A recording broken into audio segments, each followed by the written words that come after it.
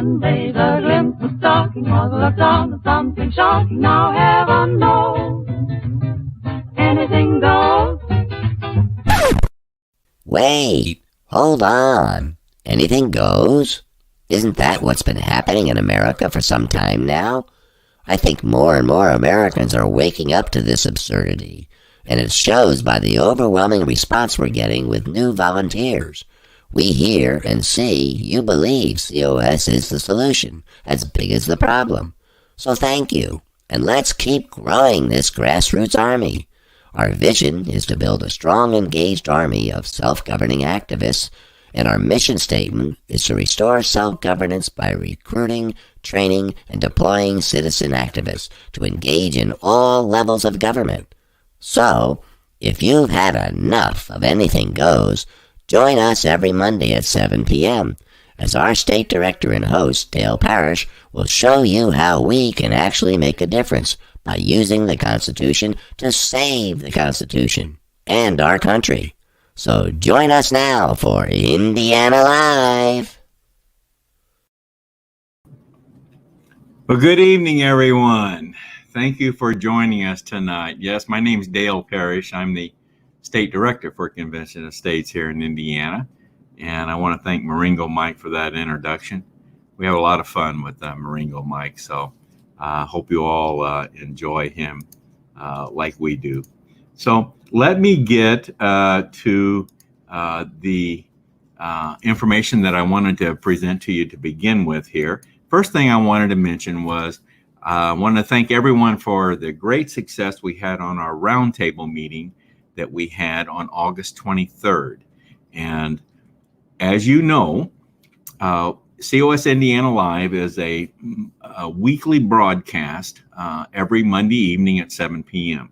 Well, a few months ago, we decided that we were going to devote every fourth Monday of the month to a roundtable meeting. So that would be a meeting, kind of a similar format, however expanded.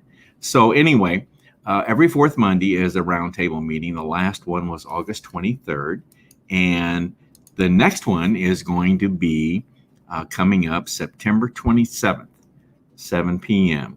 And our featured guest that evening will be Senator Mike Braun. So I'm sure you're going to want to tune in for that and hear Senator Braun hear his words that he has for us. By the way, Senator Braun was in the Indiana State Legislature and played a very important role, quite honestly, in getting the resolution passed in Indiana in 2016 while he was in the state legislature. Of course, now we know he's in Washington, D.C. as one of our senators. So we'll have Senator Mike Braun on our roundtable coming up September 27th. Just also want to mention to you that the broadcast coming to you every Monday evening mainly comes to you through our state Facebook page, Convention of States Indiana, but we're also live streaming the broadcast through our YouTube channel, COS Indiana. So there you have an alternative way to view our broadcast on our YouTube channel.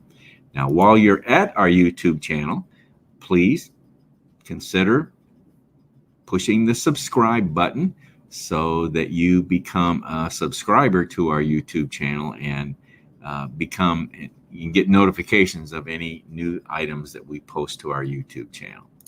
Now, I also want to mention that a few months ago, we also started a podcast, the COS Indiana Live podcast, which is basically the audio portion of our weekly broadcasts.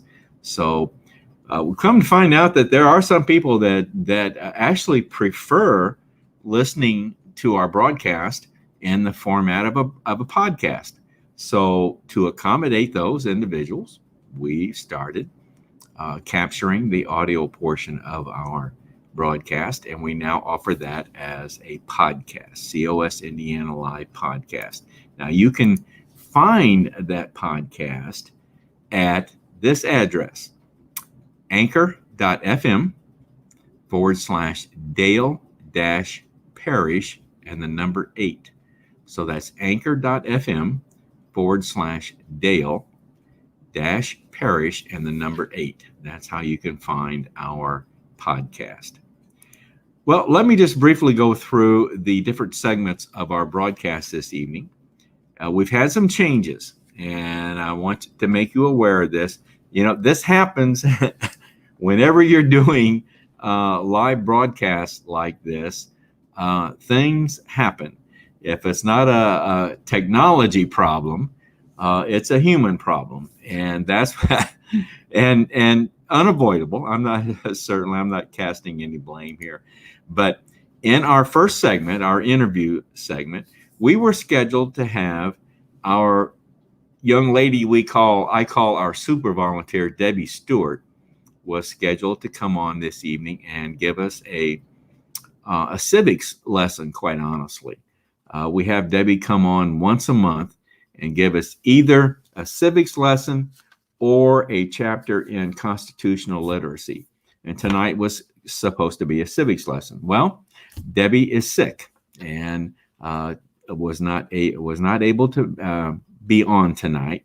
So I had a young man that you probably know about from our organization, Dr. Dan Stock, was scheduled for next Monday evening, the 20th. So he graciously agreed to move up a week. So we have Dr. Dan with us tonight, and Debbie hopefully will be recovered and back on the mend, and will be coming on then next Monday, the 20th. So we just did a flip here. So tonight we get Dr. Dan on, and this is going to be very interesting.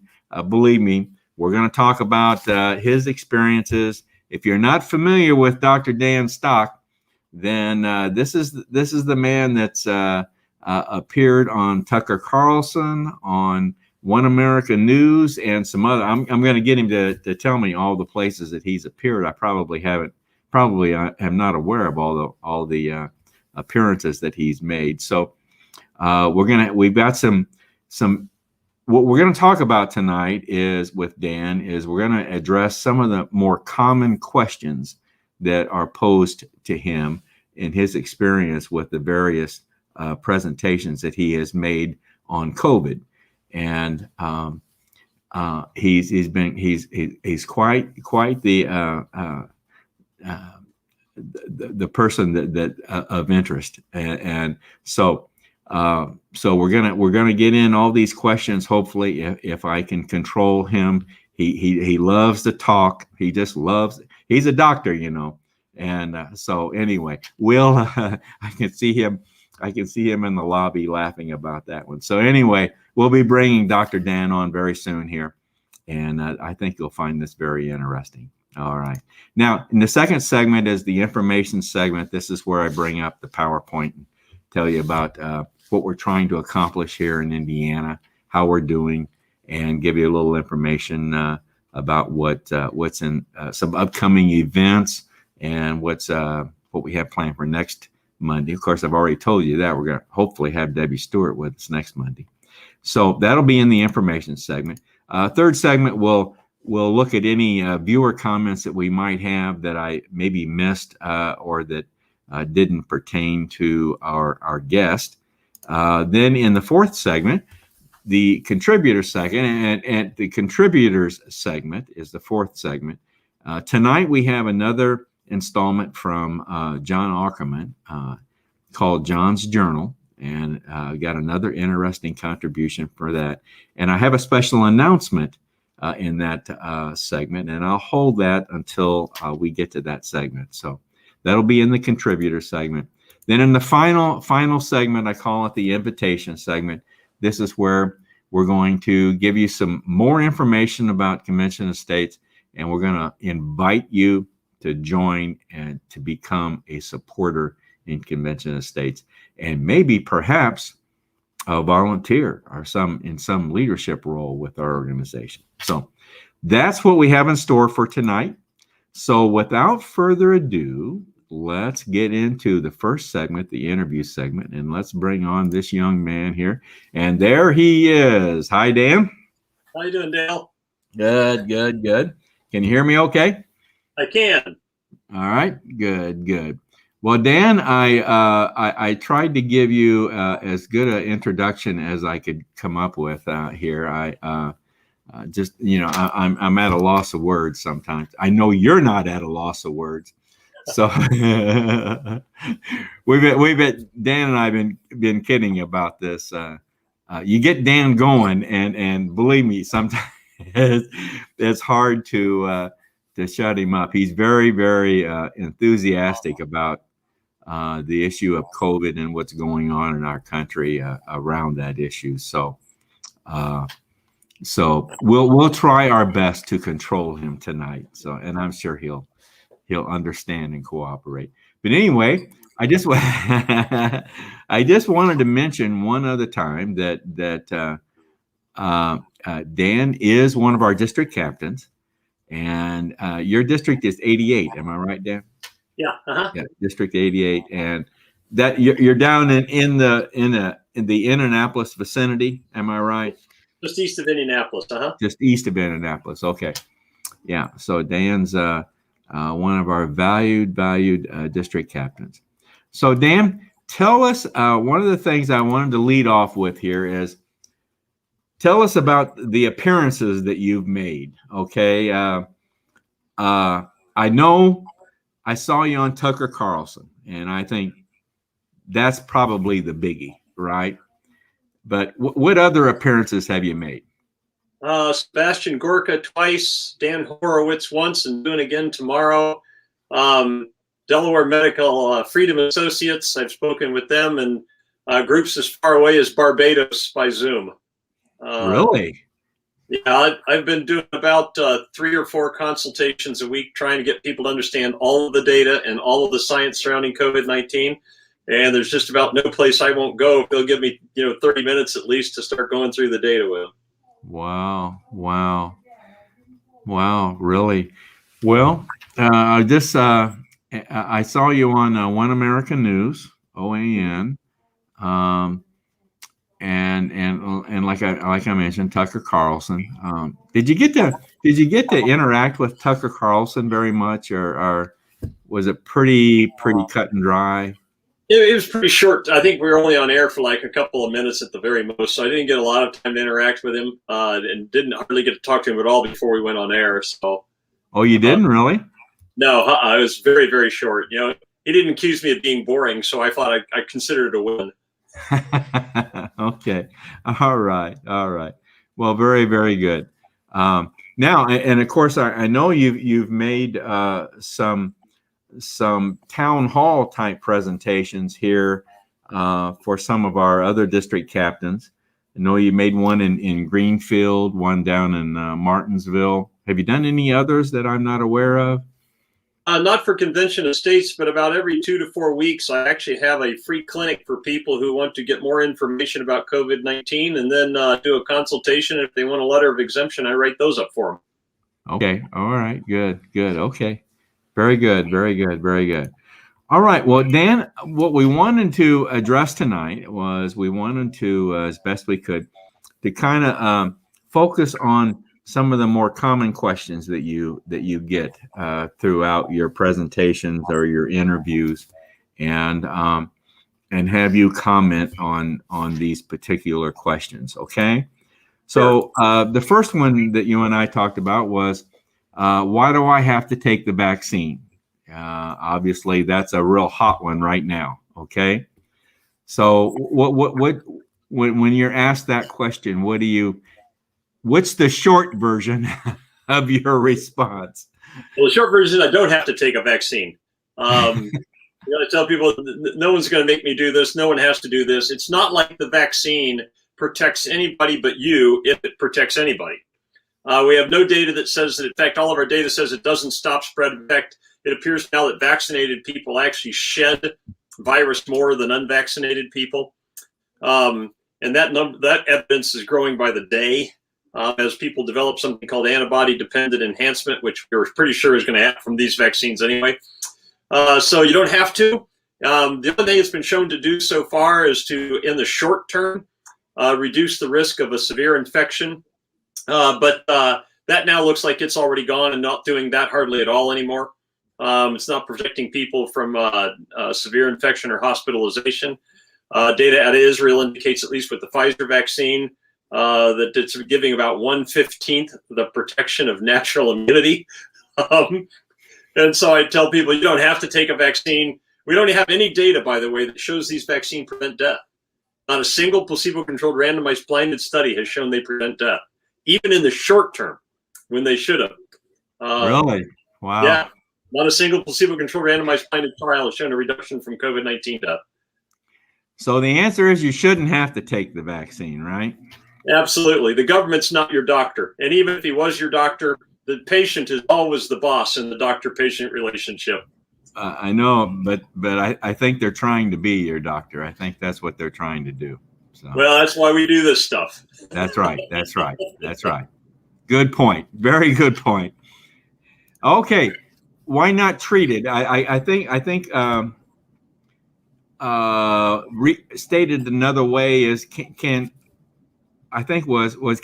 this just be treated? Can't we just treat this? Well, it can be actually, but unfortunately the government has control over most of the doctors in the country through the insurance and Medicare Medicaid system, and it financially punishes them if they do anything. And they can punish them really badly, and they've told them we're going to punish you really badly, so they won't do it. There are small numbers of those of us who don't work for insurance companies and governments that are direct doctors who are doing this. Some of the most prominent physicians who've done the work in this, Peter McCulloch, have been fired by their institutions because they wouldn't just send people home to get sick. So the basic reason is that the government financially punishes doctors if they try and treat it until you get really, really bad and need a respirator. You know, that's unfortunate, but it's really a go home and come back when you're ready for the ventilator has been the government's position that it enforces on doctors. Wow. Okay, my goodness. Then another question is there a way to prevent this, or can I do something to prevent getting this disease? Yeah, actually, there's lots of preventions. It just turns out that they're all cheap, and therefore the government doesn't like them.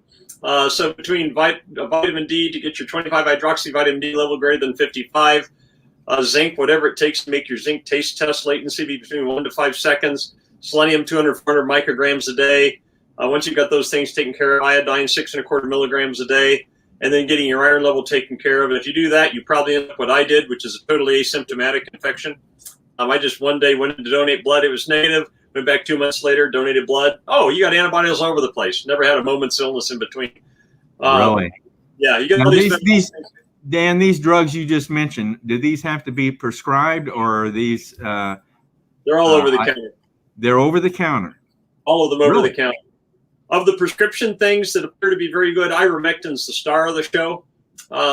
Prescription ivermectin, actually, in a study done against nurses treating COVID-19 patients in South America, was 100% effective at preventing disease dosed once a week.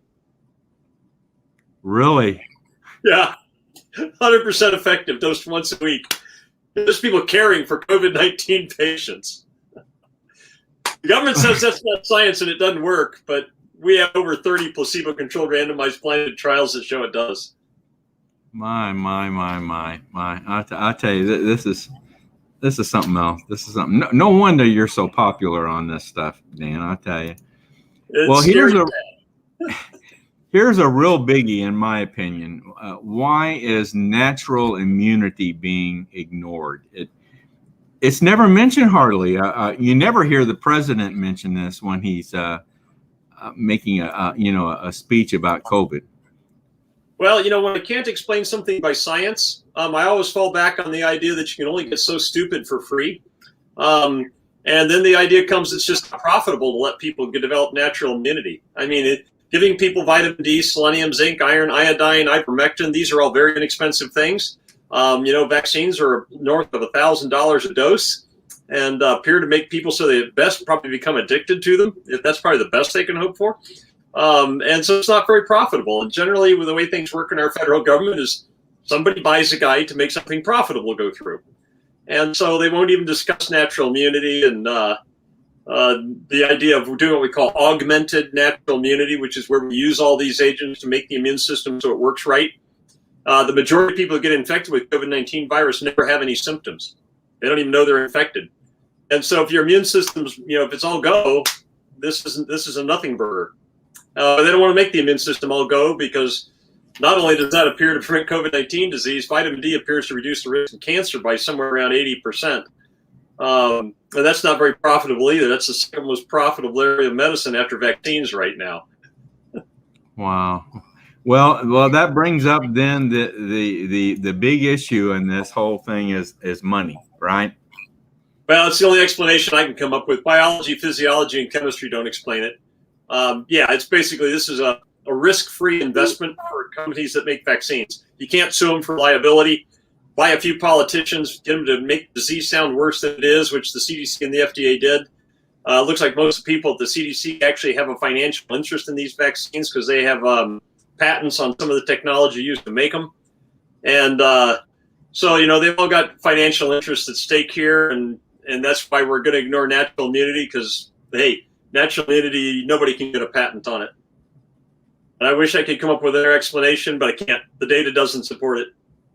Interesting. Okay. Well, another question I was interested in this was especially those that encourage everybody to take the vaccine, to get vaccinated, because those of us my age, we grew up with vaccinations, so the old argument is, well, you got a polio vaccination, and without any question, why don't you take this vaccination? So are they the same, Dan? No, in fact, hugely different, and more importantly, hugely differently studied. Most of the vaccinations, like MMR vaccine and what we used to have for our best polio vaccine, the oral polio vaccine, what we actually did was give you an infection with a weakened virus. And so it gave all the immune system the right signals to tell it how to fight the disease. Now what we tend to do, because those things are all off patent now, they're kind of difficult to develop, take a long time to come up with them. So what instead people are doing is what we call component vaccines. The problem with the component vaccines is you have to study them really hard because they have a tendency to induce this thing called antibody-dependent enhancement, where the vaccine starts off looking good, but then it actually makes you develop a strain which the immune system actually interacts with badly and makes the disease get worse than if you just got infected. And by the way, that's not even a theory. We saw that in the 60s with a virus vaccine for respiratory syncytial virus. Just recently, we did it for dengue virus. These vaccines, and by the way, it looks like it's the pathogen itself that determines whether or not you can make a vaccine against it. All right, some pathogens just can't do it because they end up with an enhancing antibody. They become worse than if you just let them get infected. That happened with all the animal trials that were done with coronavirus vaccines, by the way. They all killed the animals with the ADE, antibody-dependent enhancement. And so these vaccines have actually been very, very, very, very badly studied. To prevent that from happening, we always do 2 to 3 years of studies in animals. If they didn't kill the animals, we do 2 to 3 small years of small studies in humans. After that, we do a large study for 2 to 3 years in humans to make sure that ADE wasn't going to develop.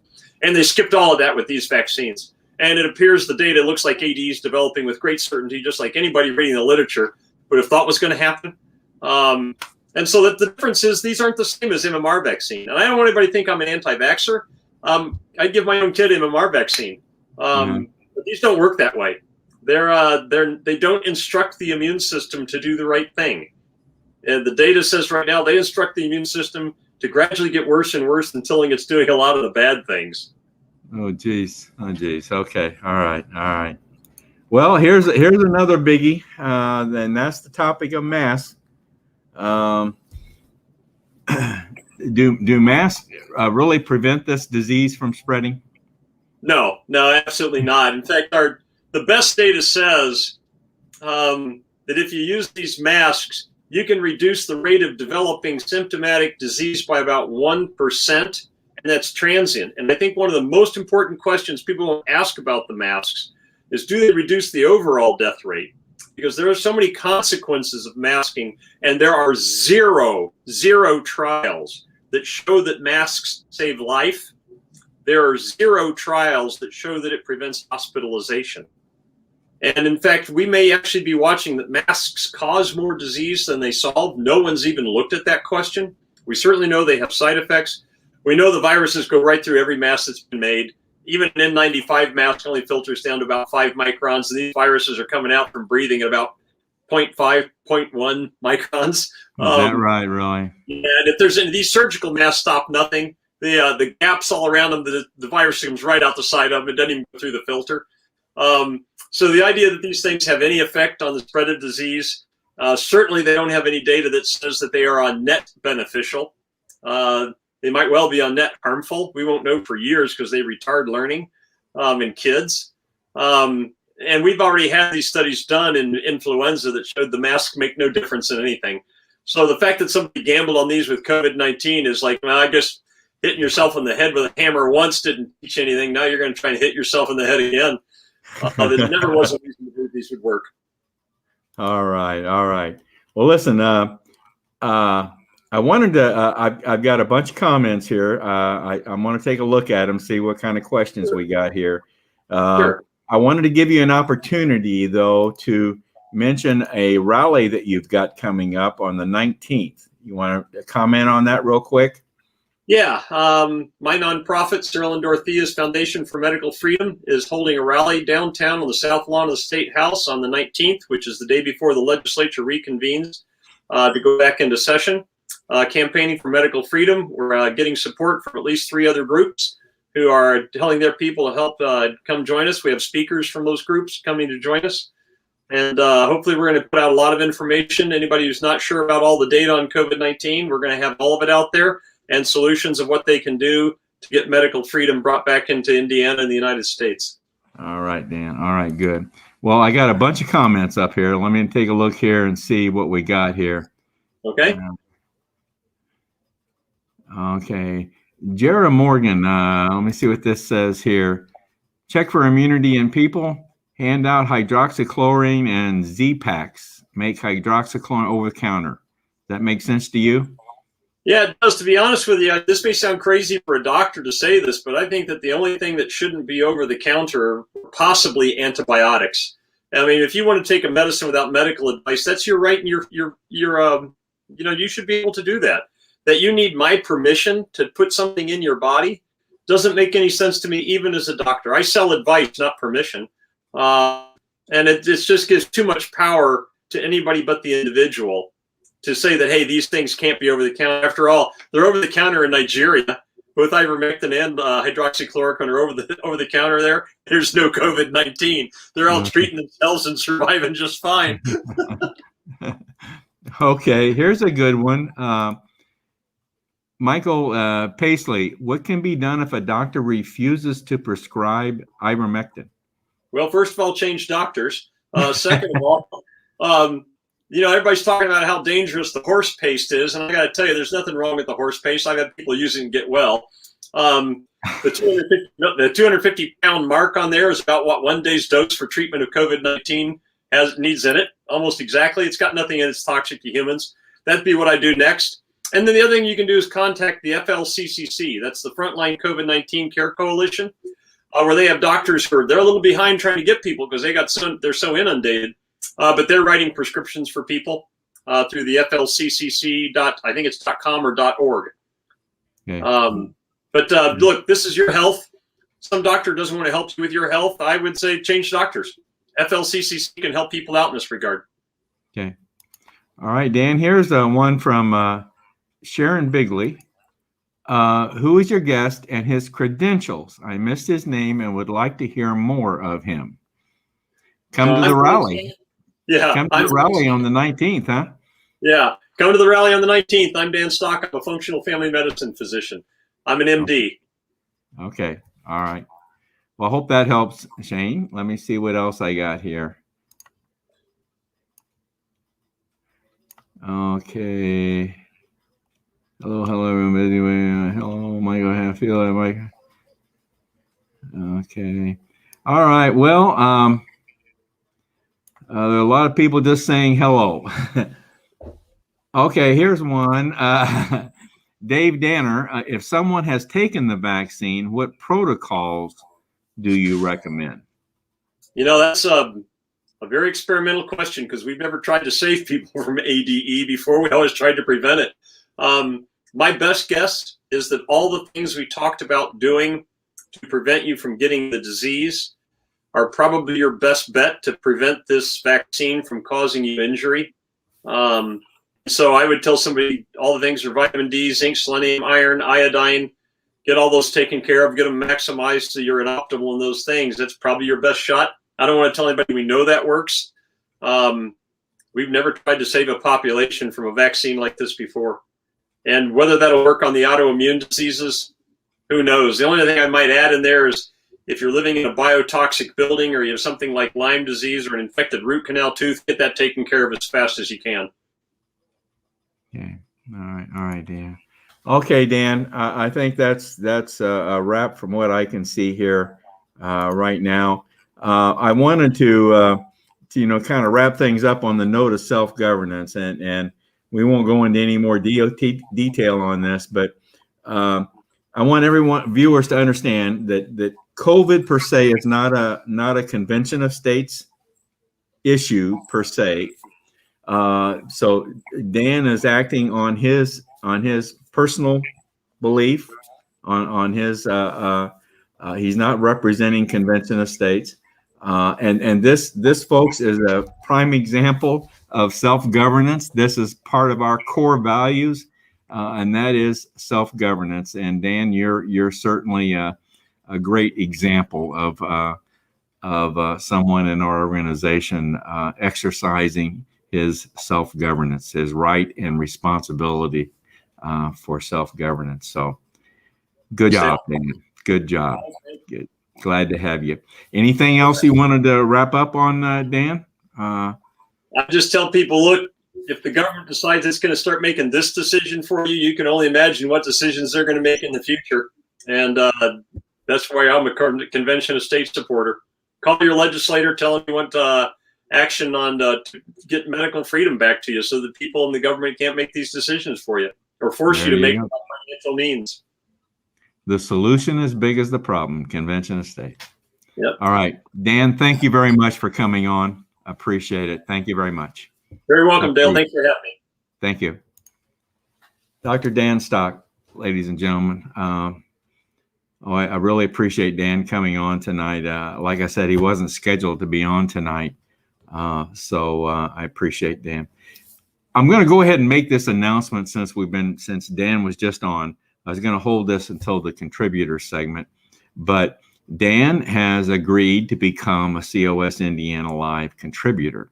So Dan's going to be giving me some just very brief dissertations, just like very similar to what you're going to hear when we get to that segment from our John Ackerman. These will be just very, very brief pre-recorded segments from Dan, and I think you'll find them very interesting. I think, as you can see, Dan's got a lot of things to say, and I think this is making him a contributor. I think is going to be a good way to further and get more of that information out. Okay, I want to get into my PowerPoint in this second segment, which is the information segment, and I'm going to kind of breeze through this a little quicker since we went a bit longer in the first segment than what we had planned. But our vision statement here in Indiana is the same as the national: build a strong, engaged army of self-governing activists.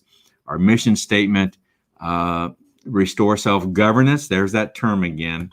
Recruiting, training, and deploying citizen activists to engage in all levels of government. That's our mission statement here in Indiana. And we've had some objectives that we set forth for 2021. I won't go into any detail on these right now. As a matter of fact, we're very soon, this weekend, as a matter of fact, we're going to be meeting to set forth our objectives for 2022. So some of these may get carried over to 2022, but basically, we were wanting to grow the number of supporters. We wanted to get more region captains in place, more district captains like Dan, like Dr. Dan, get more district captains in place. So Those were some of the main objectives that we were trying to accomplish in 2021. Now, we have a lot of resources available to us here in Indiana as well as nationally. Our main website and source is our national website, conventionofstates.com. Now, embedded in the national website is our state webpage, conventionofstates.com/Indiana. Of course, Facebook, our Facebook page, Convention of States Indiana. YouTube channel, I mentioned that, COS Indiana. We also will post recordings of our broadcast to Parler, to Rumble, Twitter, LinkedIn, and a few other social media platforms that I don't even have listed here right now. One of our main resources is our state newsletter, and this is a monthly publication. If you're a supporter, and if you become a supporter, but if you're a supporter and you've opted in to receive emails from us, you'll get this in your email, our monthly state newsletter, jam-packed with information, and I think you'll find it very, very helpful.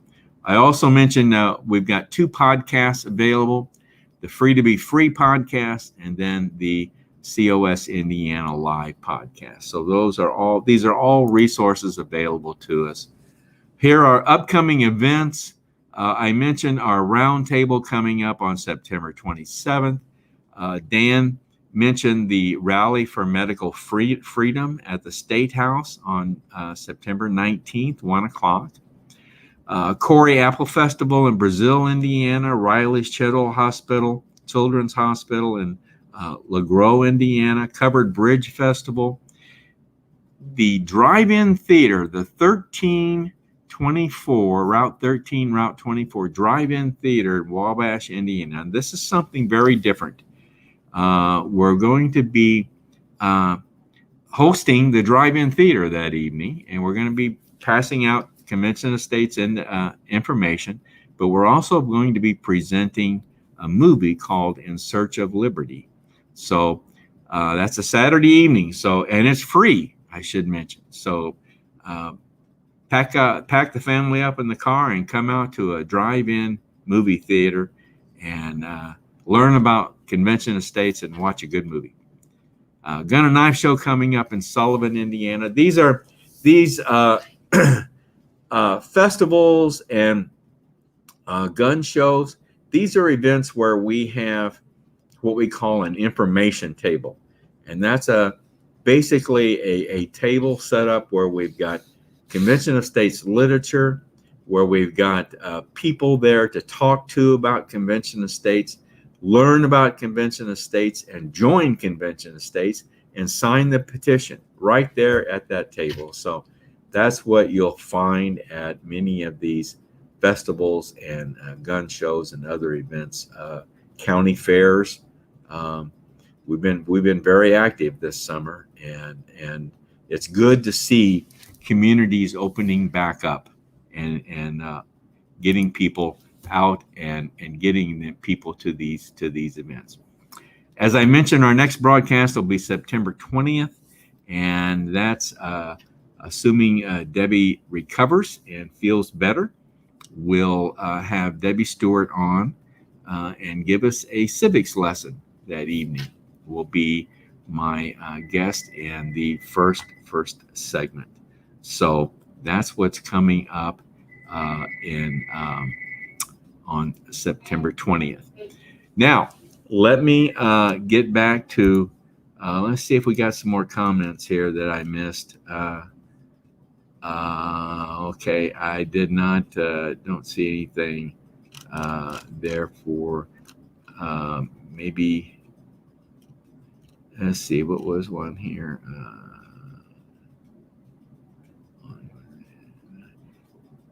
Dan, I don't know. I know you're still here. Dan, can you, do you see that? You see that question? This is our region captain, Richard Loken. Why are there no statistics on COVID survivors and antibodies? Do you know anything about that? Yeah, actually, there is data, just not from the United States because the CDC won't collect it. But we do have the data for Israel, where it says people who have recovered from COVID-19, they have 15 times better protection from having a positive test than somebody who's been vaccinated, 27 times better protection against having symptoms, 7.6 times better than becoming hospitalized if you were vaccinated. And the data indicates in England, over 99% protection if you recovered from COVID-19. They're actually collecting the data in Great Britain and Israel, where they've seen the vaccination programs just go very badly. And by the way, England just decided it's not going to do a vaccine passport. They were going to, and they backed off, probably because they looked at the data. The major reason you don't see it here is the CDC just refuses to collect the data and publicize it. Okay. All right. Well, it's kind of associated with this. Connie here, Connie Edgen, I hope I'm pronouncing that right, Connie. How can I find out if I have antibodies built up? So you can ask your doctor to do the antibody testing for you. There are several different antibody tests available that are specific for COVID-19. I do want people to know that a negative antibody test doesn't mean you have not had COVID-19. Especially if people get infected and have no symptoms, they tend not to make antibodies. So just because you get a negative test doesn't mean you don't have immunity.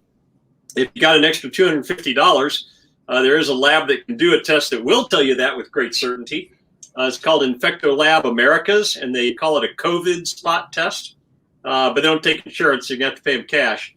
That's very reliable. But the antibodies, people need to know that negative antibodies don't mean that you've never been infected. It just may be that you have such a good immune system, your body fought it off and never needed to make them. Is this a antibody test? Is this a blood test or is this a DNA type? Huh? It's a blood test. It is a blood test. Okay. Yeah, the PCR test can't tell you if you've ever been exposed before and have immunity. They're not that good at telling you if you're infected right now either, by the way. So. All right. Well, I'm going to send you back to the lobby again, Dan. Thanks a lot. Okay. Well, I'm glad I checked the comments here. All right. Okay. Well, that brings us to segment 4 of our broadcast tonight. And segment 4 is the contributors segment. And I've got we have another segment tonight from John Ackerman in John's Journal. And I was going to mention tonight, I'll mention it just very briefly again, that Dr. Dan has agreed to become a contributor for us in the future. So we'll be presenting him in this segment going forward. So hang on here and let me bring up John's Journal. Thanks, everyone. I'll be right back. John Ackerman for Convention of States, Indiana. The other day I was looking through my Facebook news feed, and guess what? I saw a post that I didn't agree with. I didn't get offended. I didn't comment. I didn't start an argument. I didn't feel the need to change that person's mind. And I still like the person. We're still friends. Even though we don't agree, we're still friends. Because instead of starting something and reacting in haste and with emotion, I just kept scrolling and went on with my day. I hope you have a good day today.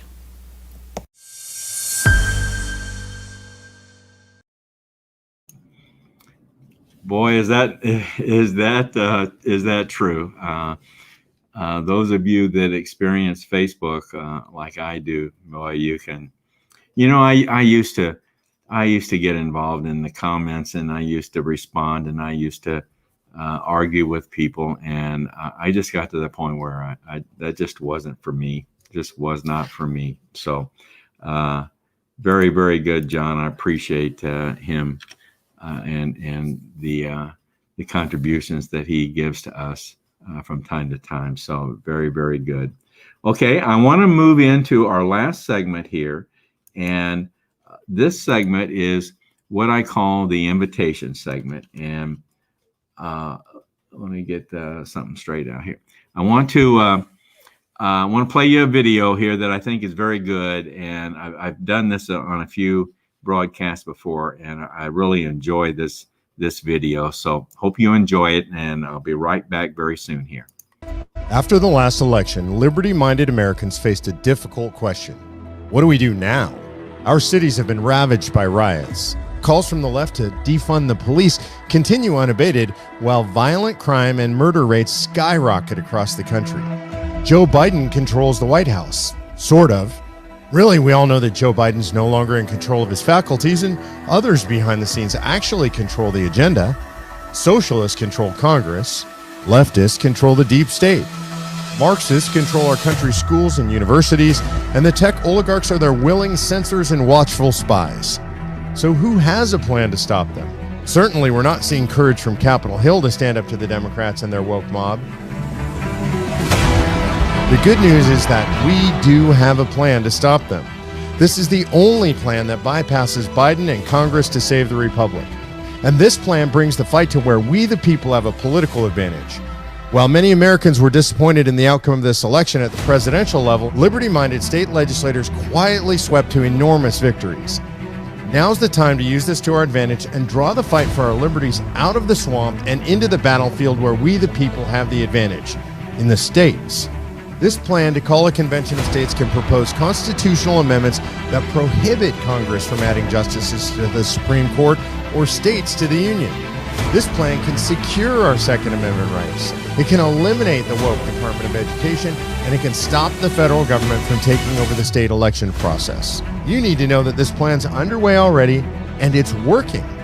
Join 5 million supporters and citizen activists, along with my friends Mark Levin, Rand Paul, Ben Shapiro, Glenn Beck, Mike Huckabee, Sean Hannity, and many, many more. The Convention of States, ultimately, fundamentally, the way to secure our republic. Washington is so broken it may not be fixable, that the only way you'll truly get reform is by having a convention where people decide, we need to have term limits, or we have to have a balanced budget amendment. I have endorsed it, and I believe very strongly that it's the only way we're ever going to get a balanced budget amendment. It's the only way we're ever going to be able to bring some real reform to our system. I mean, I've been a longtime supporter of the Convention of States and to reestablish the sort of guiding principles of the Constitution. You have a chance of really saving the republic. I am all in. ConventionofStates.com. And now I'm joining Convention of States to make this happen. So join me in this constitutional revolution at ConventionofStates.com. They have a petition. Go sign it today. Support the only plan that bypasses Biden and Congress to save the republic. Sign the petition at ConventionofStates.com.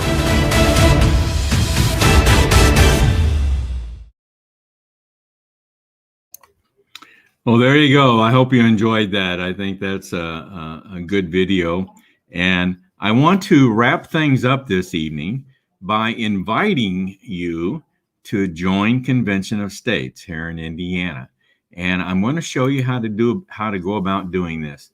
Now, this is you have to go to our national website, conventionofstates.com. This is the page that you'll see.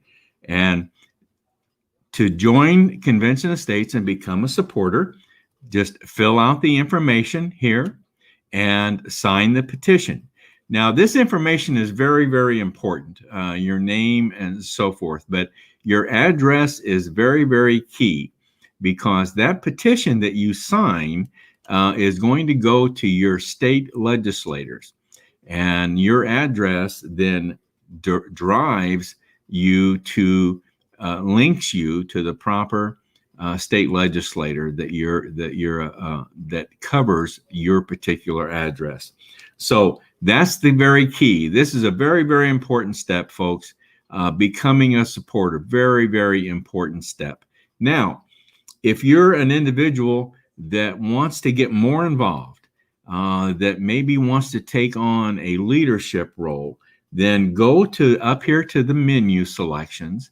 Hopefully you can see my cursor, and click on where it says Take Action. You click on that, and then you come to this page where it says Take Action. And I would suggest then you click on Become a Leader. and scroll down and look at some of the leadership roles that we have available here in Indiana. And I might call your attention to this particular role here, district captain. Now, this is what Dr. Dan is, our guest tonight, is a district captain. District captain is a very, very key position in our organization. You represent Convention of States in your district. So we are always looking for district captains to take on that role, just like Dr. Dan has. But we have other positions available. And so if any of these are of interest to you, open it up, read more about it. And if you're really interested, go ahead and make application. Don't worry about it. You're not obligated in any way. But what happens then is your name comes up on a report that some of us see every day, and that one of us then will be in contact with you to further discuss your interest in that particular position. Now, I want to caution you that, yes, there's a time commitment involved in these positions. Some, the commitment is very small. Others, the time commitment is larger. So please be aware that you're the only one that knows what time that you have available to commit to our organization and to our what we're trying to accomplish. So that's how you join Convention of States. And let me get out of this right now, and we'll come back to close up things here. And I just want to leave you with this thought, that we would love to have you come and join our family here in Indiana. We have a great organization. We have a lot of good people involved. You met one of them this evening, Dr. Dan Stock. We have a lot of good people and a lot of good people in leadership positions. And I think we're going to make this happen, folks. We're going to make this happen. We need 34 states to step forward and call for this Convention of States to happen. Now, 15 have already stepped forward to do it. Indiana is one of those states. We are considered a passed state. We've passed the resolution calling for a Convention of States. So we have 15 states. We got to get to 34 to make this happen and conduct a Convention of States. And what I want to point out to you is that when this happens, and it is going to happen, we're going to make history. There has never been an Article 5 Convention of States for the purpose of proposing amendments to the Constitution. Now, this is to propose amendments to the Constitution. Any proposed amendment would have to then be ratified by 38 state legislatures. So the Convention of States is to propose amendments to the Constitution. So we're going to make history when we make this happen. And we'd love to have you come along and help us achieve this accomplishment. Folks, you know how things are going in the country. You know our national debt. You know the overreach of the government. You know the need for term limits that is present. These are the areas that we want to focus on in the convention, in our first Convention of States. Hopefully there'll be more than the first one, but these are the areas that we want to focus on. So come and join us and make history with us. All right, everyone, thank you very much for joining us, and look forward to seeing you next Monday evening on the 20th. Thank you. Have a good night.